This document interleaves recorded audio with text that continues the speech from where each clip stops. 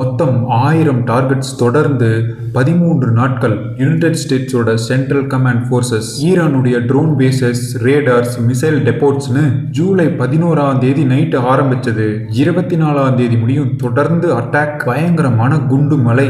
America தொடர்ந்து attack பண்ண உலகம் முழு உலக போருக்குள்ள போகலினாலும் ஒரு பாதி உலகம் போருக்குள்ள போக போகுதுன்னு பயத்தை காமிச்சிட்டு கடந்த 2 நாட்களா அமெரிக்காவோட போர் விமானங்கள் அமைதியா இருக்குது. ஆனால் இது உண்மையான அமைதியா இல்ல இன்னும் ஒரு மிகப்பெரிய ஆபத்தான புயல் வீசுறதுக்கு முன்னாடி இருக்கிற தற்காலிக அமைதியா? அமெரிக்க அதிபர் டொனால்ட் ட்ரம்ப் தனது படைகளை லாக் அண்ட் லோடட் நிலையில வைத்திருக்க உத்தரவிட்டிருக்காரு. இது போக அமெரிக்கா தன்னுடைய கூடுதல் போர்க்கப்பல்களை மிடில் ஈஸ்ட் நோக்கி நகர்த்திட்டு இருக்காங்க. எந்த நேரத்திலையும் திரும்பவும் தாக்குதல்கள் ஆரம்பிக்கலாம். அதே நேரத்துல ஓமன்கிற ஒரு நாடு நடுவுல இறங்கி அமெரிக்கா ஈரானுக்கு நடுவுல ஒரு ரகசிய பேச்சுவார்த்தையை தொடங்கி வச்சிருக்காங்க. ஈரான் போர் இப்போ ஒரு புதிய மிகவும் ஆபத்தான கட்டத்தை எட்டியிருக்கு. உலகமே பதற்றமா அடுத்து என்ன நடக்க போகுதுன்னு கவனிச்சிட்டு இருக்க சடனா திடீர்னு நாங்க தாக்குதல்களை நிறுத்துறோம்னு அமெரிக்கா ஏன் அறிவிக்கணும்? இந்த திடீர் அமைதிக்கு பின்னால் இருக்கும் உண்மையான காரணம் என்ன? இதற்கு 2 முக்கிய காரணம் இருக்கிறதா சொல்றாங்க. ஒன்னு, தூதரக பேச்சுவார்த்தை. ஓமன் நாடு இந்த சண்டையை நிறுத்துவதற்கான முயற்சியில இறங்கியிருக்காங்க. ஓமன் நாட்டுடைய துணை வெளியுறவு அமைச்சர்கள் தெஹ்ரானுக்கு நேரடியா சென்று அமெரிக்கா ஈரானுக்கு இடையிலான ரகசிய பேச்சுவார்த்தையை தொடங்கியிருக்காங்க. ஓமன் பேச்சுக்கு மதிப்பு கொடுத்து ஈரானும் அதற்கு பதிலா அமெரிக்காவுடைய நட்பு நாடுகள் மேல தன் நடத்திட்டு இருந்த ட்ரோன் மற்றும் மிசைல் தாக்குதல்களை தற்காலிகமா நிறுத்தியிருக்காங்க. அமைதிக்கு தான் முயற்சி பண்றாங்களான்னு கேட்டா கிடையாது. இந்த கதைக்கு இந்த 2 நாள் அமைதிக்கு பின்னால இன்னொரு காரணமும் இருக்குன்னு சர்வதேச உளவு அமைப்புகள் சொல்றாங்க. அதுதான் முனிஷியன் கன்ஸ்ட்ரைன்ட்ஸ், ஆயுத பற்றாக்குறை. கடந்த 13 நாட்களா 2 தரப்புமே மிக விலை உயர்ந்த பிரிசைஸ்டு கைடட் மிசைல்ஸ் மற்றும் பல ஆயுதங்களை மிக அதிக அளவுல பயன்படுத்தி இருக்காங்க. இதன் விளைவா 2 தரப்பிற்குமே ஆயுதங்கள் பற்றாக்குறை ஏற்பட்டிருக்கலாம். கொஞ்சம் யோசிச்சு பாருங்களே, 13 நாள்ல அமெரிக்கா நடத்தியது 1000 டார்கெட்ஸ் மேல தாக்குதல். ஆயுதங்கள் கூட அவங்க டேட்டாஸும் காலியா இருக்கும். அடுத்த கட்ட தாக்குதல் எப்படி நடத்தணும், என்ன மாதிரி வெப்பன்ஸ் பயன்படுத்தணும், எதை டார்கெட் பண்ணணும், இதையெல்லாம் தயார்படுத்த அவங்களுக்கு நேரம் தேவைப்படுகிறது. அதாவது வெளியில நாங்க அமைதிக்கு ரெடிப்பான்னு சொன்னாலும் திரைக்கு பின்னால அடுத்த கட்ட போருக்கான யுக்திகள், திட்டங்களை தீவிரமா தயார் பண்ணிட்டு இருப்பாங்க.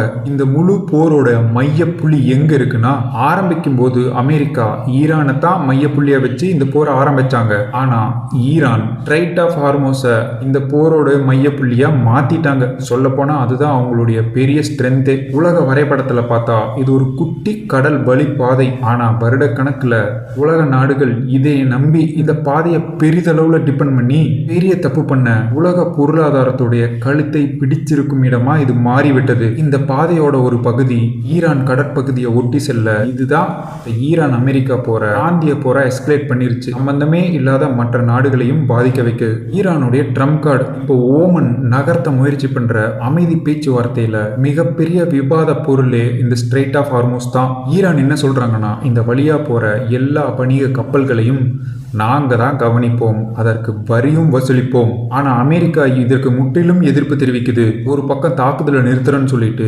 அமெரிக்காவோட கடற்படை அந்த கடற்பகுதியில அவங்களுடைய ராணுவ நடவடிக்கைகளை அதிகப்படுத்தி இருக்காங்க. ஈரான் துறைமுகத்தை நோக்கி சென்ற பல கப்பல்களை தடுத்து நிறுத்தி இருக்காங்க. இந்த சூழ்நிலையில ஈரானுக்கு ஒரு கப்பல் போகுதுன்னா அது என்னவா இருக்க வாய்ப்பு இருக்கும்? ஆயுதங்களாக தான் இருக்கும். இந்த ஒரு சின்ன வழிப்பாதை உலகத்துடைய மிகப்பெரிய தலைவலியா மாறிடுச்சு. இந்த ஒரு இடத்துல இப்போ திரும்பவும் ஒரு சின்ன தவறு எஸ்கலேஷன் நடந்தா கூட அதோடைய தாக்கம் திரும்பவும் உலகம் முழுக்க எதிரொலிக்கும். அதனுடைய பாரத்தை உலகம் முழுக்க பல நாடுகள் தாங்கிக் கொள்ள வேண்டியிருக்கும். இப்ப இந்த போர் ஈரான் அமெரிக்காவை தாண்டி பிற நாடுகளை உள்ள இழுக்க ஆரம்பிச்சிருக்கு. இப்ப ரீசெண்டா நடந்த 2 முக்கியமான சம்பவங்கள், ஈரானுக்கு வடக்கே அமைந்துள்ள காஸ்பியன் சீல சென்று கொண்டிருந்த ஈரானுடைய ஒரு சரக்கு கப்பலை உக்ரைனிய ட்ரோன்கள் தாக்கியிருக்கு. இப்போ மிடில் ஈஸ்ட்ல நடக்கிற சண்டைக்கும் உக்ரைனுக்கும் என்ன சம்பந்தம்? ரஷ்யாவுக்கும் ஈரானுக்கும் நடுவுல தொடர்ந்து ஆயுத சப்ளை நடக்குதுன்னு உக்ரைன் குற்றச்சாட்டு சொல்ல இருக்கட்டும். உக்ரைன் ரஷ்யாவுடைய கப்பல்களை தாக்குறது வேற, ஈரானுடைய கப்பல்களை தாக்குறது கம்ப்ளீட்டா வேற. இப்ப ஈரான் திரும்ப உக்ரைனை தாக்க ஆரம்பிச்சா என்ன நடக்கும்? உலகத்திற்கு உக்ரைன் செய்த இந்த தாக்குதல் ஒரு அதிர்ச்சி தரக்கூடிய சம்பவம். சரி, ஒரு அதிர்ச்சி தானேன்னு கேட்டா இன்னொன்னு இருக்கு, இதை விட பெருசு. ஈரானுடைய ஆதரவு பெற்ற ஹவுதி கிளர்ச்சியாளர்கள் இனி சவுதி அரேபியா துறைமுகத்துக்கு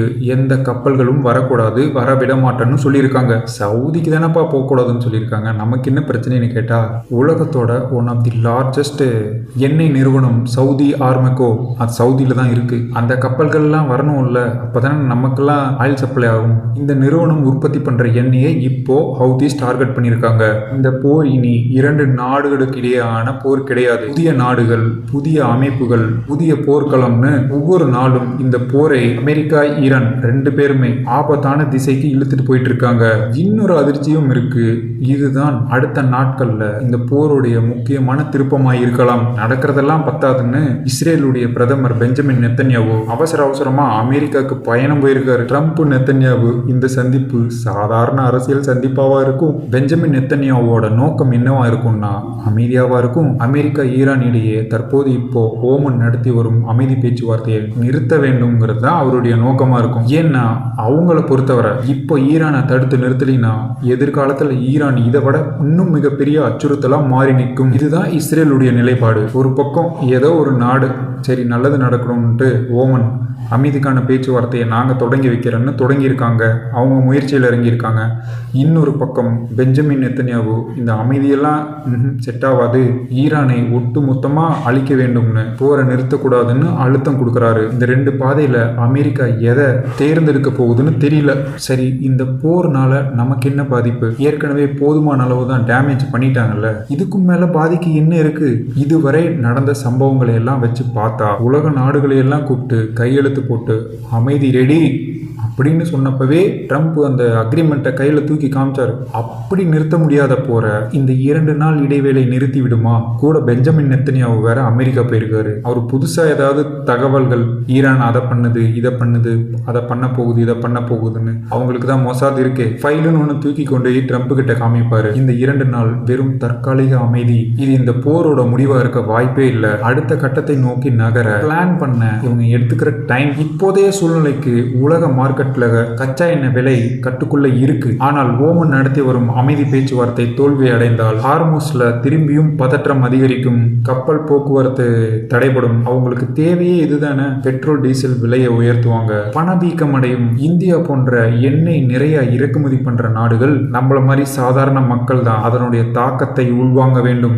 அமெரிக்காக்கெல்லாம் எந்த ப்ராப்ளமும் கிடையாது. அவங்கெல்லாம் ஒரு 30-40 வருஷத்துக்கு தேவையான க்ரூட் ஆயில்ஸ் ரிசர்வ்ல மட்டுமே வச்சிருப்பாங்க. நமக்கெல்லாம் ஒரு 2 மாதம் 3 மாதம் சொல்கிறோம்ல, அவங்களுக்குலாம் வருஷ கணக்கில். உலகம் முழுக்க நம்மள மாதிரி பல நாடுகள் ஒரே ஒரு கேள்விக்கான பதிலை தான் எதிர்பார்த்துட்டு இருக்கோம். அமெரிக்கா கொடுத்த இந்த 2 நாள் இடைவேளையில் ஓமன் நடத்தும் அந்த பேச்சுவார்த்தை வெற்றி பெறுமா பெறாதா? உலக எண்ணெய் வர்த்தகம் சீர்படுத்தப்படுமா, இல்லை மத்திய கிழக்கு திரும்பவும் போரின் தீயில பத்தி எரியுமா? இதற்கான பதில் அடுத்த சில நாட்களில் தெரிஞ்சிடும். சர்வதேச அரசியலில் நடக்கிற இந்த முக்கிய திருப்பத்தை பற்றி நீங்கள் என்ன நினைக்கிறீங்க? உங்கள் கருத்தை கமெண்ட்ஸில் சொல்லுங்கள். இந்த வீடியோ உங்களுக்கு பயனுள்ளதாக இருந்தால் லைக் பண்ணுங்க, உங்கள் நண்பர்களுக்கு ஷேர் பண்ணுங்க.